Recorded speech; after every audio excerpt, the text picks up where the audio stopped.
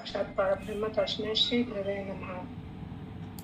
బ్రహ్మశ్రీ పితామహ పత్రిజీ దంపతులకు నా ఆత్మ ప్రణామములు.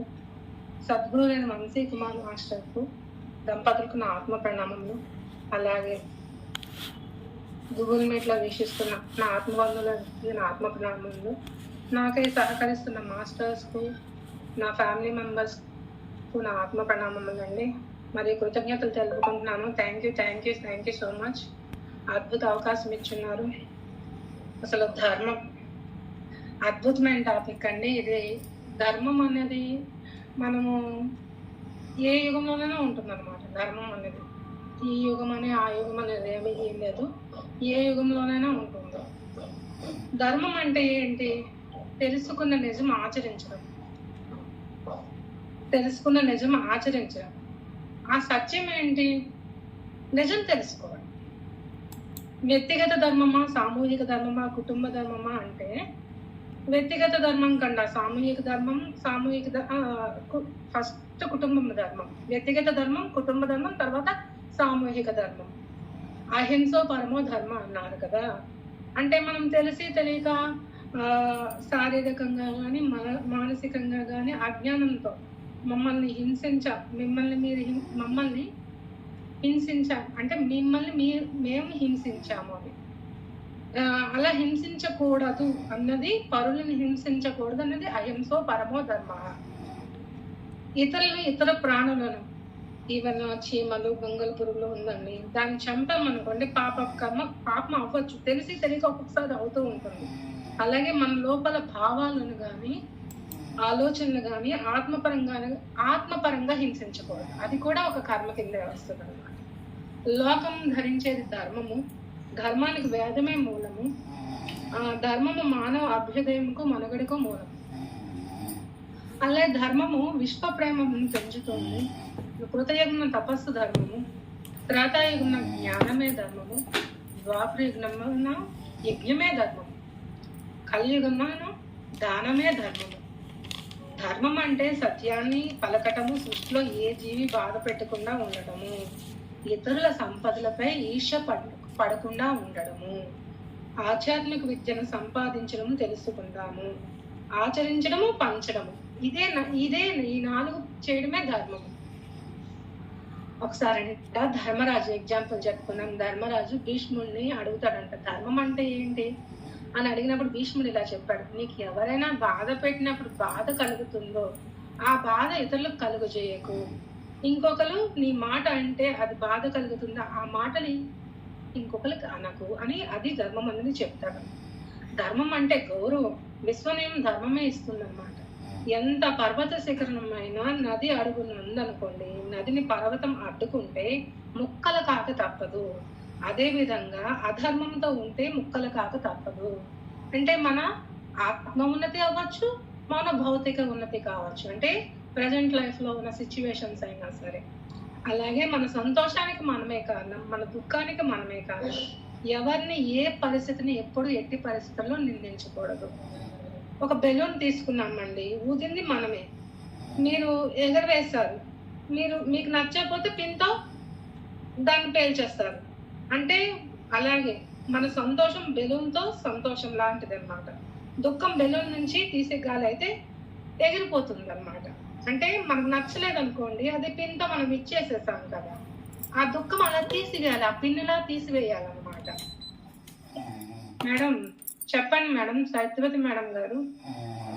మేడం గారు రికార్డ్ అవుతుందా మాస్టర్ జూమ్ లో, మాస్టర్ గ్రూప్ లో పెట్టడానికి? అవుతుంది.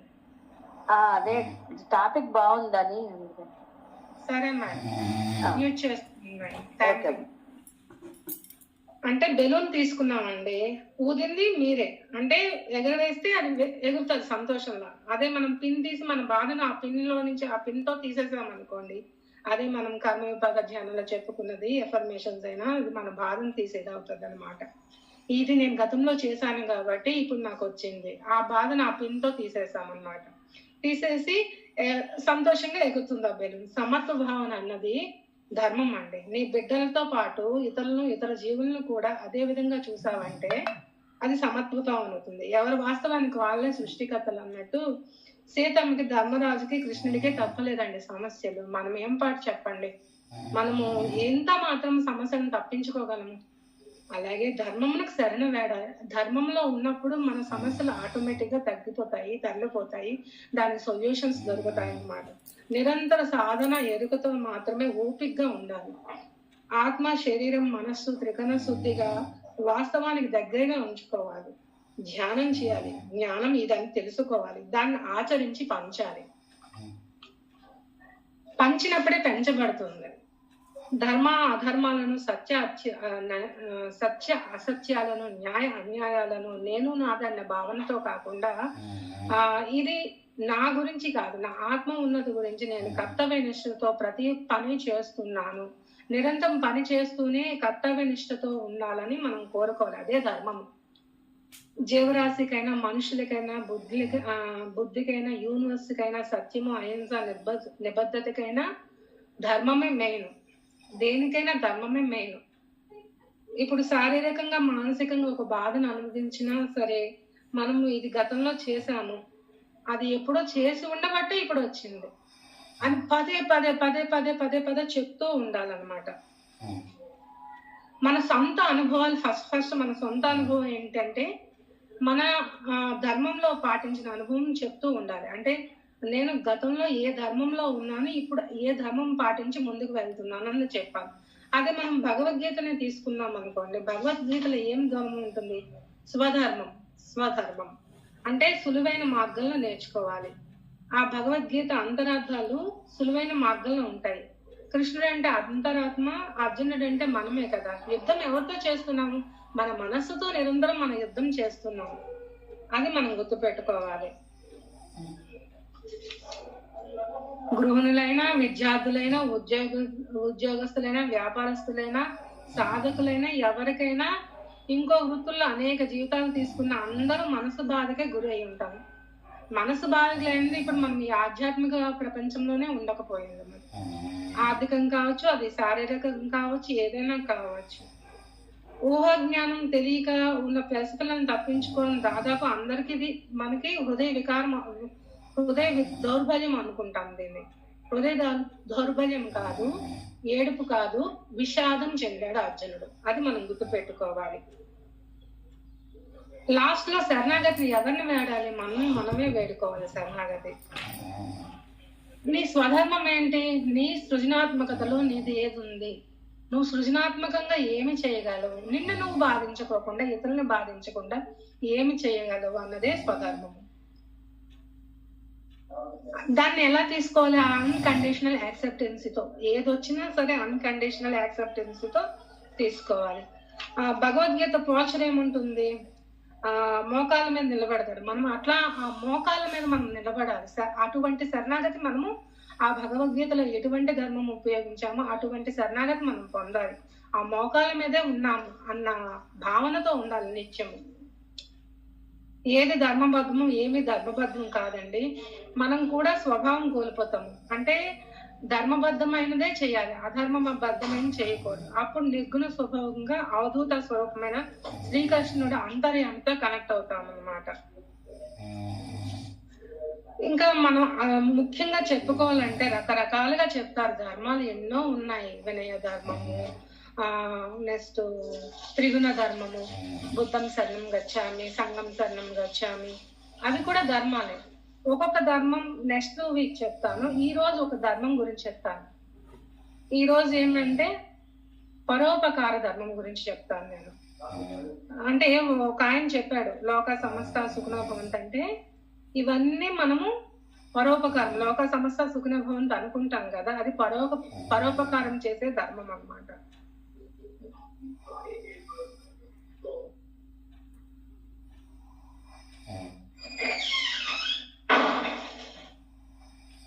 ఆచరించుకోవడానికి, ధర్మ మార్గంలో జీవించడానికి మనకు అవకాశాలు కల్పించారు. ఆ అవకాశాలు కలిగించినటువంటి తాత ముత్తాత గారు వీళ్ళందరూ ఉన్నారు కదా, మనం రుణపడి ఉంటాం కదా. ఆ రుణం తీర్చుకునేటప్పుడు ఏమవుతుందంటే ఆ పిల్లల్ని కానీ, ఆ పిల్లల్ని సాధు మార్గంలో ఉంటే, ధర్మ మార్గంలో ఉంచితే, మంచివాడుగా కనుక చేస్తే అప్పుడు రుణం తీరుతుంది అనమాట. మనము ముత్తాతలు తాతలు రుణాలు తీర్చుకోవాలంటే అటువంటి రుణం చేసుకోవాలన్నమాట. కాబట్టి అన్నిటికన్నా మంచి పనులు ఏవి పోని మిగతావి సత్యాలు తపస్సులు అని ఒప్పుకున్నా సరిగ్గా పిల్లల్ని ధర్మ మార్గంలో ఉంచడం ఇప్పుడు అసలైన ధర్మం అండి. మన పిల్లల్ని మనం ధర్మ మార్గంలో ఉంచడం అసలైన ధర్మం. మనం ముందు ఆచరిస్తేనే కదా పిల్లల్ని ధర్మ మార్గంలో ఉంచుతాము. ఆ పిల్లల్ని మంచిగా పెంచడం ఎందుకంటే వాళ్ళు వికసిస్తారు కాబట్టి. ఇది అంత యూత్ కంటే మనకంటే ముందు తరాల వాళ్ళకే ఏదైనా చేయాలి కదా. ఒక మామిడి టెంక నాటి వృక్షాలయ్యి ఆ పండ్లను మనం తీసుకున్నట్టు మనం ఇప్పుడు ఈ ధర్మం గురించి చెప్తేనే వాళ్ళకి తెలిసిస్తుంది అంటే పిల్లలు వికసిస్తారు అన్నమాట. ఈ భ్రమలు చాలా మందికి ఉంటాయండి. పిల్లల్ని ఎందుకు సరిగ్గా పెంచలేకపోతున్నాము, దారిలోకి తీసుకొచ్చే విధానం ఏంటి, సరైన విధానం ఏంటి అని మనకి ఎప్పటికప్పుడు మనకు ఇవి తలెత్తుతూనే ఉంటాయి ఈ ప్రశ్నలు. ఎందుకంటే ఉపకారం ఏంటి అంటే సంబంధమైనా సరే మనకి ఇప్పుడు ఆత్మ బంధువులైనా సరే ఉపకారం చేసుకోవడంతోనే ముడిపడి ఉంటాం అన్నమాట. అసలైన ధర్మం ఏంటి? ఉపకారం చేసుకోవడం. గురువులు శిష్యులు కావచ్చు, లేకపోతే తల్లిదండ్రులు కావచ్చు, పిల్లలు కావచ్చు, భార్యాభర్తలు కావచ్చు, ఎవరైనా తోటి ప్రాణులు అవ్వచ్చు, పక్షులు కావచ్చు, వేటితోనైనా మనకు సంబంధ బాంధవ్యాలు ఉండాలి కదా. అంటే పరస్పర ఉపకారం చేసుకుంటున్నాము. పరస్పరం చేసుకోవడంతోనే పరస్పర ఉపకారం చేసుకోవడం అనే సంబంధం ఉంటేనే మనము సంబంధం నిలబెడతాది అన్నమాట. ఆ సంబంధం అంటే భార్యాభర్తల సంబంధం నిలబడడానికైనా, ఇంట్లో పిల్లలు తల్లిదండ్రుల మాటలు వినడానికైనా, తర్వాత ఆ పిల్లలు ఇంట్లో ఉండి పెద్దగా పెరిగి ఆ మార్గంలో ధర్మ మార్గంలో ఉంచడానికైనా ఇది మెయిన్ అన్నమాట. ఉపకారం లేని చోటట సంబంధం కూడా ఉన్నదంట.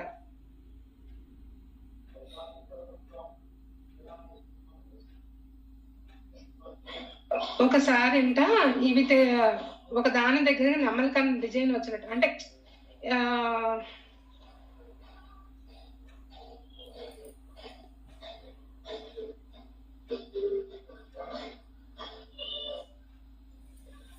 జైలుకి పంపించారంట ఒకరిని.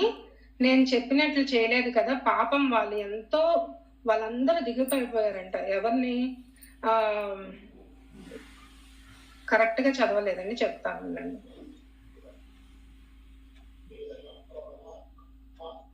ఒక ఆయనకంట నెమలి కన్ను కలలో ఒక ఆయన నెమలి కన్ను కనబడితే రాజు ఆయన నాకు ఇలాంటి నెమలి కన్నే కావాలని ఆర్నమెంట్ చేయించమన్నాడంట. ఆర్నమెంట్ చేయమంటే ఒక దాని దగ్గరకు పెట్టుకుని దానిలాగే డిజైన్ వచ్చినట్టు చూసుకొని చాలా కష్టపడి ఆభరణం తయారు చేశాడంట. నెమలి కన్నులాగే ఉంటది చూడడానికి, అచ్చు ఆర్నమెంట్ నెమలి కన్నులాగే ఉంటుంది. రాజుగారికి తెచ్చిచ్చాడు ఆయన.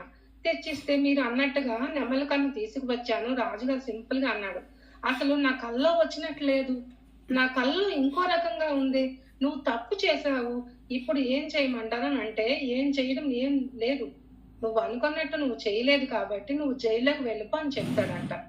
జైల్లోకి పంపించారు. నేను చెప్పినట్టు చేయలేదు కదా, దాంతో పాపం వాళ్ళ ఇంట్లో అందరు దిగులు పడిపోయారు.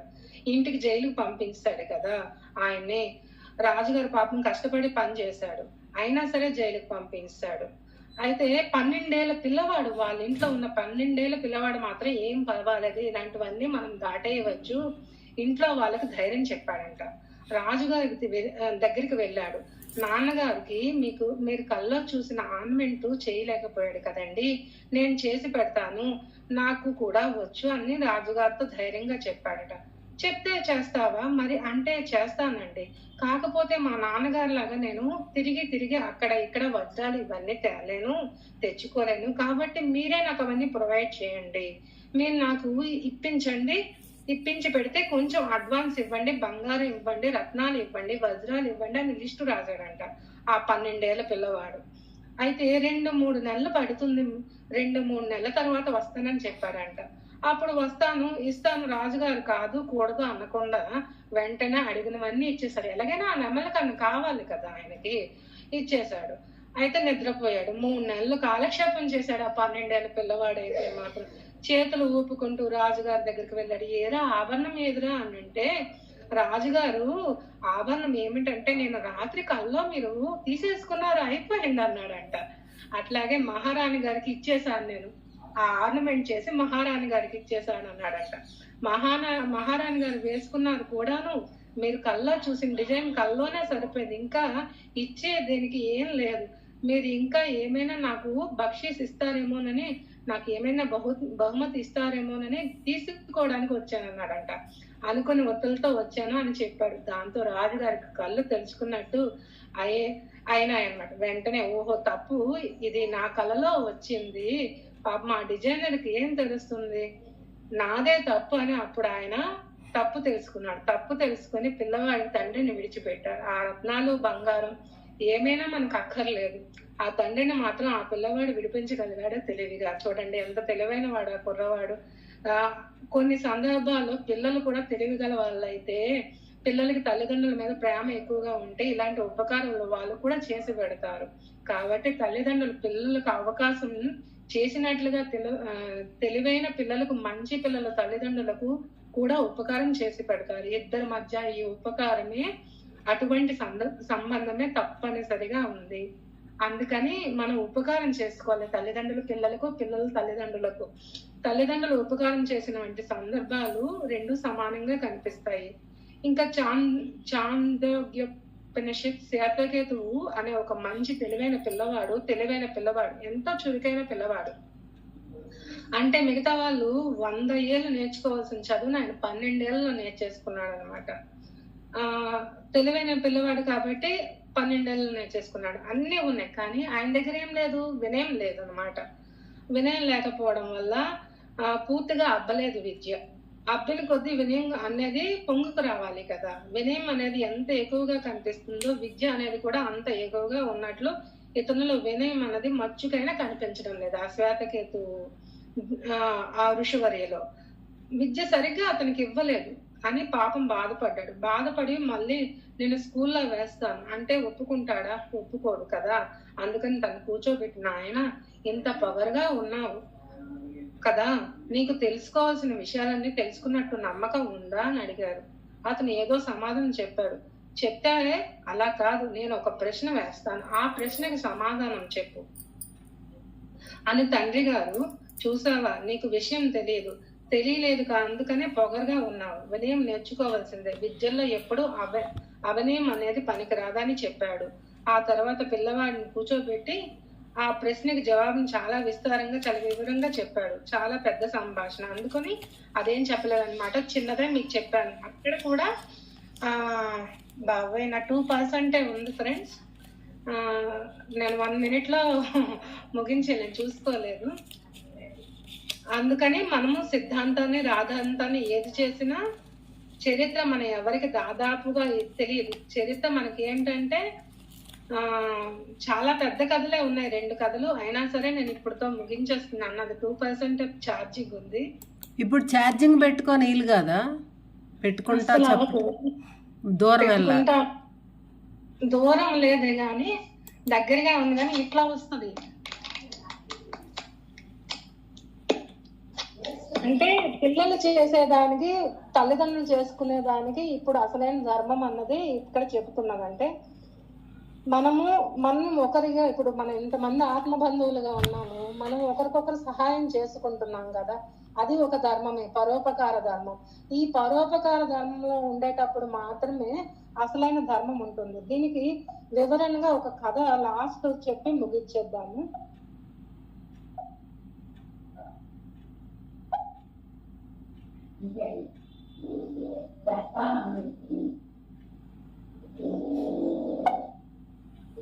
పరోపకారం. ప్రతిఫలం ఆశించకుండా ఒకరికొక సహాయం చేసుకుంటూ అందరూ ముందుకు సాగినప్పుడే ఎటువంటి సహజమైన అభివృద్ధి అయిన బాటలో పయనిస్తుంది. సహాయం అంటే కేవలం ధన ధాన్యాలు కాదు, మాట సాయం, మనిషి సాయం, చివరకు చిన్న ఓదార్పు కూడా వ్యక్తిని ఎంతగానో ప్రభావితం చేస్తుంది. స్టాన్ఫోర్డ్ విశ్వవిద్యాలయం 2 విద్యార్థులు ఆర్థిక ఇబ్బందులను అధిగమించడానికి ఒక ప్రముఖ వ్యక్తికి కచేరీ ఏర్పాటు చేశారు. ఆయనకు $2000 ఇవ్వగా మిగిలిన సొమ్ముతో చదువు పూర్తి చేసుకుందామని కచేరీ జరిగింది. మొత్తం 1600 మాత్రమే వచ్చాయి. అది ఆయనకి ఇచ్చి మిగతా 400 తర్వాత ఇస్తానని చెప్పి ఇలా జరిగినందుకు క్షమించమని కోరుతూ ఒక బాండ్ రాసి ఇచ్చారు. దానికి ఆ కళాకారుడు ఏం పర్వాలేదు, ఇందులో ఏం తప్పలేదు, మీరు కష్టపడ్డారు, ఫలితం దక్కలేదు, మీరు ఈ 1600 తీసుకొని ఎంత ఖర్చు అయిందో అంత మినహాయించుకొని మిగతా లాభంలో చేరుకో, 10% తీసుకొని ఆ పైన మిగిలితే నాకు ఇవ్వండి, మిగలకపోతే నన్ను అడగండి, నేను ఇస్తాను అన్నాడు. ఆ విద్యార్థులు చెమ్మగిల్లని కళ్ళతో గౌరవంగా వందనం చేశారు. ఆ కళాకారుడు ఆ బ్యాండ్ పేపర్ని చింపివేశాడు. చాలా కాలం తర్వాత ఆ కళాకారుడు ఉన్న పట్టణంలో కరువు వచ్చింది. అతను ప్రభుత్వానికి ఒక లేఖ రాశాడు.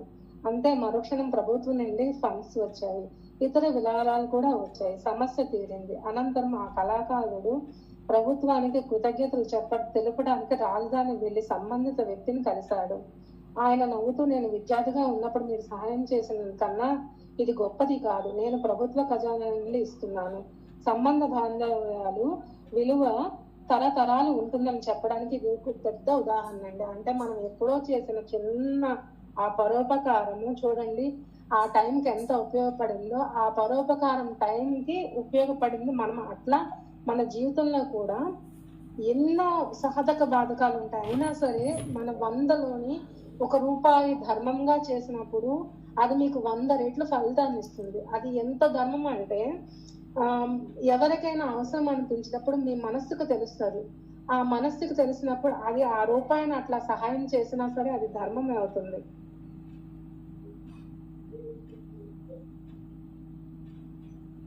భగవద్గీత శ్లోకాలు రావాలి అంటే భగవద్గీత శ్లోకంలో ప్రతిదీ ఉంటుంది. భగవద్గీత శ్లోకాలు అందరికీ రావాలన్నది ఈ మధ్య నేను పదే వింటున్నాను ఫ్రెండ్స్.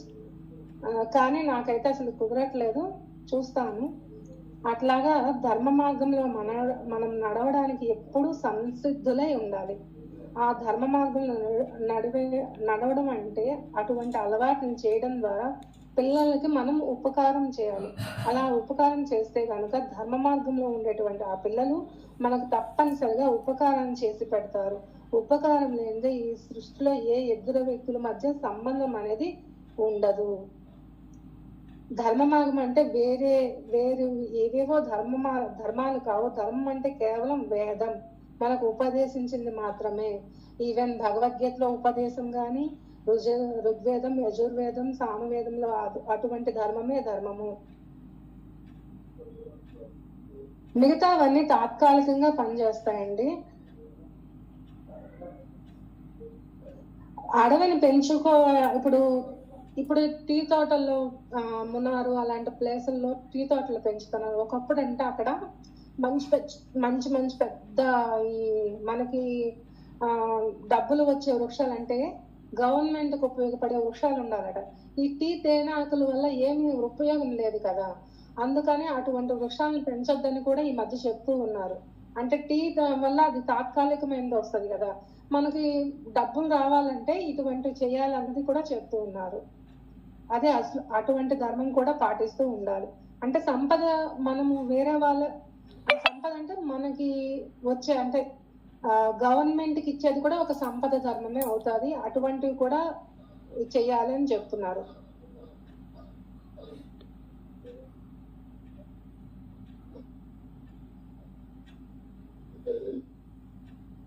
అది ఫ్రెండ్స్, ధర్మం అంటే ఎవరిని ఇబ్బంది పెట్టకూడదు, తను ఇబ్బంది పడకూడదు. ఏ క్షణంలోనైనా ఏ సెకండ్లోనైనా పరోపకారం చేస్తూ ముందుకు వెళ్ళాలి. అసలైన ధర్మం పరోపకార ధర్మం గురించి ఈరోజు చెప్పుకున్నాం friends. Thank you so much friends.